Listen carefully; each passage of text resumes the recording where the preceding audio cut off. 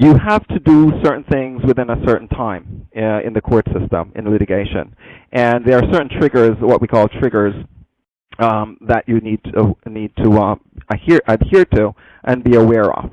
So, the rules are, it's a compilation of triggers and related events, which also includes holidays, which allows the person to determine when things need to be done. So that's a general quick overview of what the rules are. And each court or each jurisdiction have their own. So you have to know what and actually some judges even have their own. So you have to know what the rules are in the jurisdiction or in the court that you're in. As I said, there are certain triggers that will trigger these deadlines and so on. So in a typical civil litigation, also true of criminal cases, the triggers are activities which occur during the litigation, and those trigger other events. Okay, that's basically what it is. And related events are deadlines that are associated with those triggers. Okay, you also have to bear in mind or keep into account that there are holidays that you have to account for, holidays and weekends, and those also factor into the calculations that you will need to in order to be certain that you're on time or timely with the event that you want to do. So those are some of the things that you have to be aware of.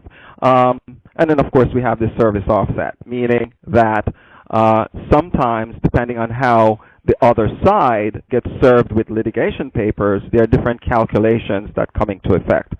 All of these things all right, what I want to do is, obviously, my staff knows SmartAdvocate well, but what I want to do is just to show a quick few examples of how calendar rules work in a sample case. Now, we have, we call it court rules in SmartAdvocate. Your product is calendar rules. We can refer to them as synonyms here. So what you would do is, or what the firm would do, is they would go to court rules, and it gives you some choices. So let's get that screen going for you. Okay, let me just log in again. May have timed out while we were waiting. So let me log in again to that case we were looking at and get it started. So I think we were on the summary screen of the case that we're looking at. So you'd go to, kill that pop-up, we'll go to court rules, and it will take you to that page where you're going to add the new court rule to this case. Now, you will have, obviously, depending on the subscription that you have, you will have a list of your jurisdictions that you have access to, meaning the courts that typically where this matter is pending, where you're going to go ahead and pick not only the court, but also the trigger that you want to use. I'm going to use a New York court as an example here. So I'm going to filter for it. Let's say this is pending in New York Supreme, and a bunch of different New York Supreme Courts, depending on the individual courts, individual jurisdiction, and you would pick the county that you want. Let's say this is pending New York Supreme, New York County. Then let's assume that this is the commencement of the action, meaning you're just now serving the summons and complaint, which is how you commence an action in New York, very similar to other jurisdictions. So we're going to pick summons and complaint. It's in alphabetical. Summons and complaint filed in court, or service. Let's actually use service. That's the more typical. Okay. And let's further make this personal delivery.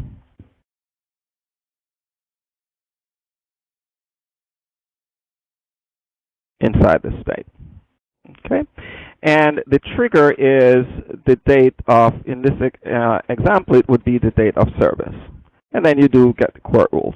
And what the system will do, it will list for you all the deadlines that get triggered by that service date.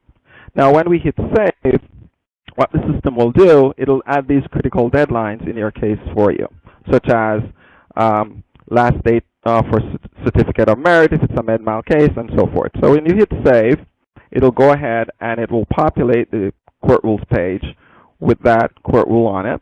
And then, of course, it will trigger those additional items that we saw, meaning those deadlines. Now, if we go back to our summary screen, you will see those deadlines populated.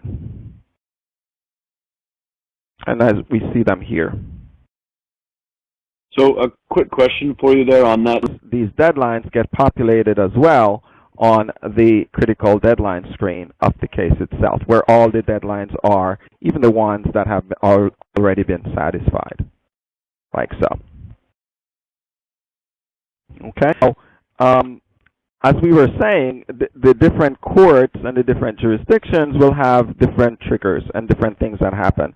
What we were looking at in this particular example is they were all showing us critical deadlines.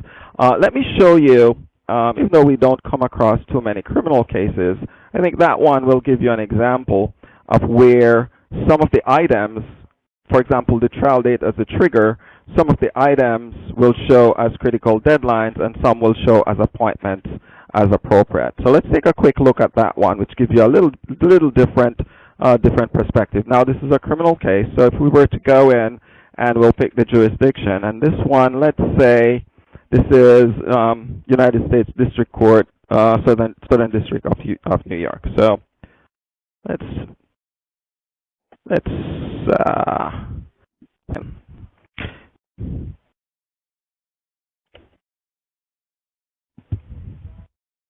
all right. And again, let's say the trigger is a trial date, so you receive a trial date from the court. And now the trial date is what's going to be the trigger. So you put in your trial date, and you get your court rules, and it will trigger. Depending on what it is, it may be a task, a critical deadline, or an appointment. And we've seen critical deadlines already. Those will go in the critical deadline section. The tasks, which is, in this example, notify court of settlement to avoid assessment of jury fees, for example. So if the matter was already settled, you obviously do not want the court to keep it on the trial calendar. This would assign a task to the individual on this case to do that, to verify. And of course, we see another one as an appointment. It'll pop in this appointment on our on your calendar for you. So if we were to save this, we'll see all three items. So here on our summary screen, and there it's actually sending me those invites. Here on our summary screen, it's showing you those critical deadlines. It also will put in your tasks for you, as we see here. And on your calendar for the date of trial, if you were to go to the calendar for that day, I believe we had set our trigger at, I believe it was April 19th, right there. We will see that appointment on the calendar for that trial date, like so.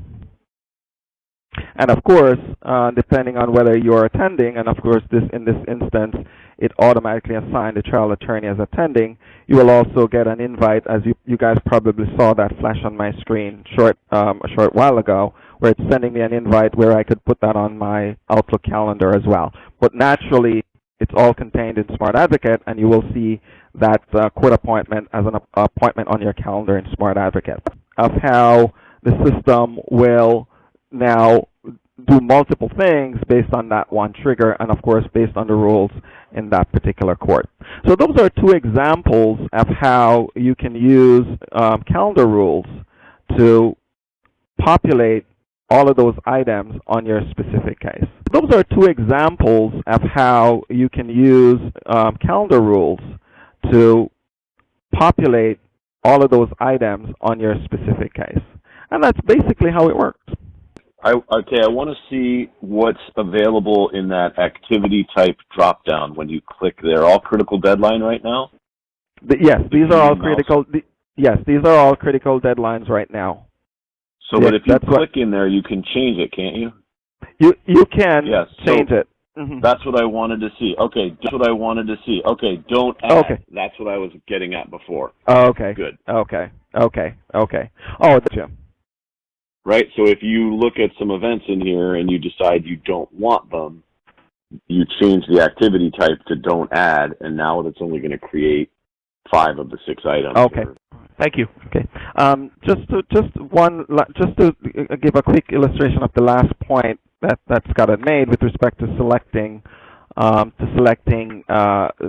whether to add right on the drop down.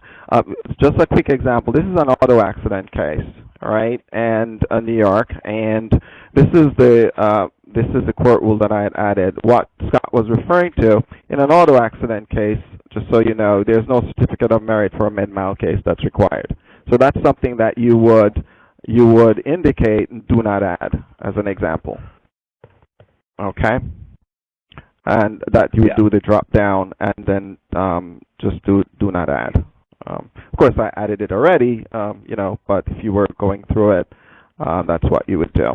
Last point I wanted to make is obviously we're all humans, so sometimes we're going to make a mistake and we may have to put in a court rule in a case and we may need to delete it. And of course in SmartAdvocate, of course you can edit it as you see there, but more importantly you can delete it, and we give you 2 delete options where you can delete the court rule itself, or you can also delete the court rule and the associated items, which are the items we were talking about earlier, like the deadlines and the tasks and the appointments and so on. That is pretty straightforward. That needs no explanation. But that's pretty much the last point I wanted to make. Anyway, okay.